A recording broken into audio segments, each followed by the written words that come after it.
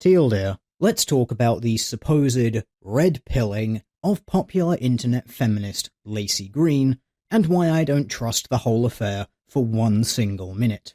So, to put a bit of backstory to this whole event, YouTuber Laci Green recently came out and announced that she wanted to begin hosting conversations between anti-feminists and feminists here on YouTube. This was apparently prompted by an event in feminist academia. In Hypatia, a journal of feminist philosophy, a scholar, and I use that term loosely, named Rebecca Tuval, penned an article in defense of transracialism, in which she broadly outlines reasons why transracialism should be taken seriously and has many similarities with transgenderism, and that this should be seriously accepted by feminists. The logic here is that if biology doesn't define gender because gender is a malleable social construct, then it correctly follows that race, being a social construct, according to feminists, cannot also be determined purely by biology, and thus must also be malleable. While I disagree with this conclusion, because your genes do determine which genetic population you belong to or have been hybridized from, I can only agree with this author that if you start from the premise that biology does not determine identity, and that identity is socially constructed, then it must follow that race being a social construct means it cannot be determined by biology, because this is at least internally consistent. I still disagree with it, because I consider this point of view to be fundamentally incorrect in numerous ways, but I can understand the point of view and see the internally consistent logic that was used to make the case. This article caused numerous waves of discontent to ripple through the femisphere of the internet. Apparently, it is taboo in the doctrine of feminism to consider transracialism as a legitimate point, because reasons. A Facebook post by Nora Berenstain, assistant professor of philosophy at the University of Tennessee, Knoxville, took issue with the paper, and rather than demonstrating why the internally consistent logic of the author was wrong, instead simply resorted to the usual femsoc-just tactic of shouting and shaming, describing the paper as demonstrating, quote, egregious levels of liberal white ignorance and discursive transmisogynistic violence, end quote. The justification for this apparently being that, quote, Tuval enacts violence and perpetuates harm in numerous ways through her essay. She dead names a trans woman. She uses the term transgenderism. She talks about biological sex and uses phrases like male genitalia. She focuses enormously on surgery, which promotes the objectification of trans bodies. She refers to a male-to-female trans individual who could return to male privilege, promoting the harmful transmisogynistic ideology that trans women have, at some point, had male privilege. In her discussion of transracialism, Tuval doesn't cite a single woman of colour philosopher, nor does she substantively engage with any work by black women, nor does she cite or engage with the work of any black trans women who have written on the topic, end quote. Yes, apparently simply not citing a piece of work by a non-white woman is now grounds for dismissal because it means you are automatically wrong. This sort of tirade is nothing that those of us who have been in opposition to feminism for years now haven't heard before. The mere hint of disagreement met with a litany of slanderous labels designed to condemn you as a heretic who is literally the worst person in the world because, after all, you can't just disagree with someone. You have to actively hate everything about the world, because the only reason you would disagree with feminism is because you're just too angry and stupid to know that feminism is always right. The fallout that followed on social media with people attacking not only the author but also the journal in which the article was published has been described by some as a feeding frenzy, and with good reason. In fact, it was as a result of the dogpiling that these social justice warriors and feminists engaged in that resulted in Cressidia Hayes, one of Hypatia's board of editors, issuing a lengthy and grovelling apology on her Facebook page. Not because the article was necessarily wrong, but simply because it had upset and offended people, and that was grounds enough to apologise and even consider retracting the article under the guise of, quote, owning mistakes, end quote. Yes, the very fact that this article offended people means the article was a mistake. To date, I still have yet to see a paper or letter that refutes Tuval's article, probably because it is internally consistent with previous logic used by feminists, and any rebuttal to this would necessarily amount to nothing more than calling it haram, heresy, or wrongthink, or having to spin up that rationalization hamster to perform some more gold-standard Olympic mental gymnastics to explain why feminists don't need to be consistent with their logic or standards. This entire affair is what prompted Laci to make her video about taking the red pill. She saw feminists eating each other and offering no actual counterpoint to the article other than the usual litany of words that basically mean nothing other than calling someone a sinner. So Laci proposes now hosting conversations between feminists and anti-feminists on YouTube so that both sides of the debate can be heard equally. This was greeted with a few interesting responses. The feminist side of the YouTubes seems to be largely up in arms about the situation, because how very dare Laci want to talk to a bunch of misogynistic, racist, homophobic, right-wing, neo-reactionary, white supremacist Nazis. Not even joking, that was pretty much the argument from the feminist side. Steve Shives even went so far as to say he doesn't want to make friends with anti-feminists, but would rather make friends with people that could delete their channels. Laci responded, as you can see, considering the idea of deleting people's channels just because you disagree with them to be a form of political censorship. And of course, Steve Shives disagreed. I would be intrigued to know what exactly Shives considers to be political censorship, because apparently metaphorically ripping out someone's tongue isn't censoring them. The anti-feminist side of the YouTube seemed to be a bit more open about this. Laci is no stranger to the anti-feminist side of YouTube, having appeared on a live stream with Blair White, which I honestly consider to be one of the most boring and unproductive streams I've ever seen, but I'll talk about why I consider that to be the case shortly. Also on the topic of those welcoming Laci to the fold, I do find some of the response to be a little bit odd. I've seen some comments even going so far as to outright state things like, Laci has switched sides and is now an anti-feminist, which couldn't be further from the truth.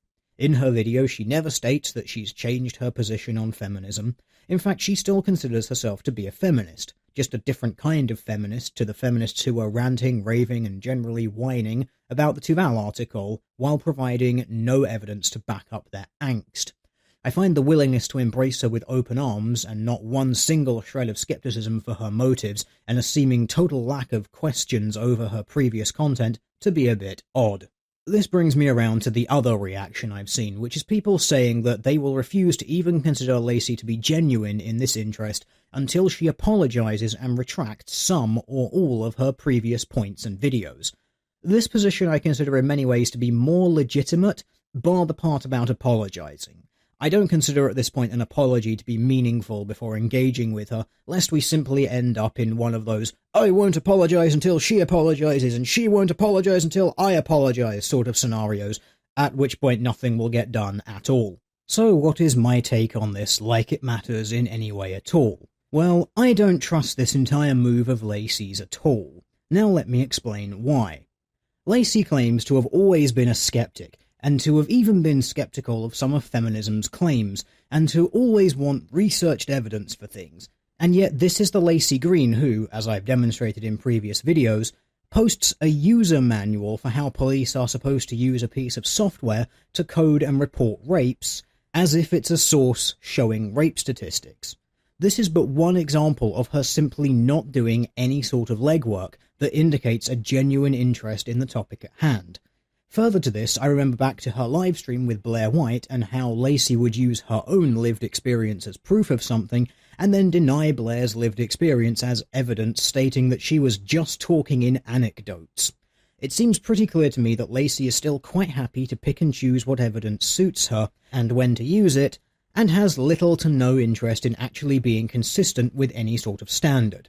This is part of the reason I found that livestream to be so unproductive and boring. It was basically a couple of hours of let's agree to disagree and annoying pen clicking. I also do not buy for 1 second that Laci is genuinely interested in legitimate discourse on the topic of feminism and anti-feminism.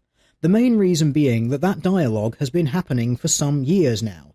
Pretty much every one of Laci's videos has been thoroughly and completely criticised or outright rebutted, sentence by sentence, claim by claim. and underneath each of her videos there has been an open comment section where lively debate has also happened. Laci had years to read these comments and watch these videos and blog post a response, comment a response, or to make response videos to them, and yet she did not. Instead, she would simply sit back and label all those who disagreed with her as trolls, cyberbullies, misogynists, etc., and sitting behind her attack dog known as full-screen media to get detracting videos made about her false flagged and taken off of YouTube. Sure, she may have had no say in this happening, but what was Laci's response when this was brought to her attention? Not, "Oh, I'm sorry, I didn't know this company was acting on my behalf in a way I disagree with." No, it was to tell everyone that using someone's image was against federal law, it's a copyright violation, and everyone just needs to learn to law, despite the obvious hypocrisy of her using people's faces in her thumbnails without their permission. Further to this, I still find it bizarre the willingness to embrace this with open arms. Laci makes one video expressing a tiny bit of disagreement with a few extreme feminists while still maintaining her own feminist views, not distancing herself from them at all, and yet within 24 hours there was something near 100 response videos made to her, mostly positive, willing to disregard her past views like the whole "it's not mental illness that causes shooting, it's white men," and instantly jump to her suddenly being on our side or some other variation of that sentiment. I suppose this leads me quite nicely to a little prediction I made a few months ago in a comment section of a video somewhere, just about the general direction the online community seemed to go, and a general pattern I've noticed. It happened with things like the Occupy movement, it happened with YouTube atheism, and I can quite easily see it happening with YouTube skepticism. The general grouping starts out pretty good, and we see the rise of new ideas and decent arguments. Over time, the movement picks up speed and public attention and more content creators. As this happens, the quality somewhat stagnates, and we begin to see an influx of people white knighting the women and the rise of pretty girls telling you everything you've already heard before, except often with less depth or explanation than the channels that started doing this sort of stuff when it was less popular. And these cute girls will tell you everything you want to hear and get hailed as geniuses, and anyone who dares disagree gets hit with the "why do you hate women?" or "you're just mad or jelly because this girl is smarter and more popular than you," and other such white knighterry. And then it fractures into basically a social justice side and a non-social justice side. I can quite easily see this happening if this reaction to Laci and her showing any interest in coming over to the anti-fem side might have any sort of credence. Only time will tell if that comes to pass. Although it wouldn't be the first time people have just jumped superficially on a bandwagon because it benefits them, while actually taking on none of the views of the things they claim to now support. Before, being a feminist benefited these women because it gained them social currency and attention.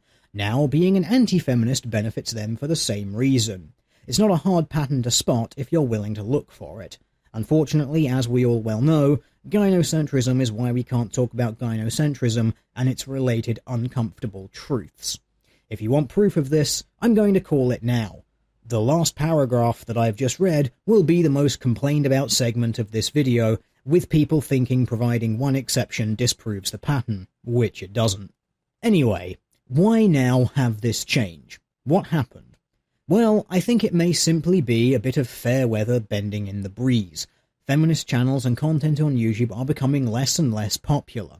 Their approval ratings are abysmal. Feminist websites like Everyday Feminism are spiraling the drain on their way to oblivion, owing to a lack of traffic and funding, and films like The Red Pill are the new hot topic. Anti-feminism and men's rights topics are growing in interest, and even now, feminists, rather than just poo-pooing the idea of men having issues in society, now always seem to increasingly phrase their arguments with the prefix, "Yes, men do have some legitimate problems, but women have it worse." Because of course they do. Because reasons. I can't help but think that the only reason Laci wants these debates to happen now is to line her own pockets with all the money that will come with tapping this new audience. It's no surprise that Laci's video on taking the red pill became a massive hit, as did her livestream with Blair White, which at its peak had over 10,000 live viewers. People are going to tune in and watch Laci talk to anti-feminists because this is the modern gladiatorial combat people enjoy. watching disagreements and arguments on the internet. This is why she wants to host these conversations. She could quite easily approach anti-feminist channels to have live conversations on their channels, but no, she wants to control the domain and to get the money that flows with the eyes watching the confrontation. Also, consider the following. Laci is still tied to MTV. If I were being cynical, which, being British, it's pretty much a given that I am, I might be somewhat inclined to believe that there is some manner of corporate interest in the outcome of this.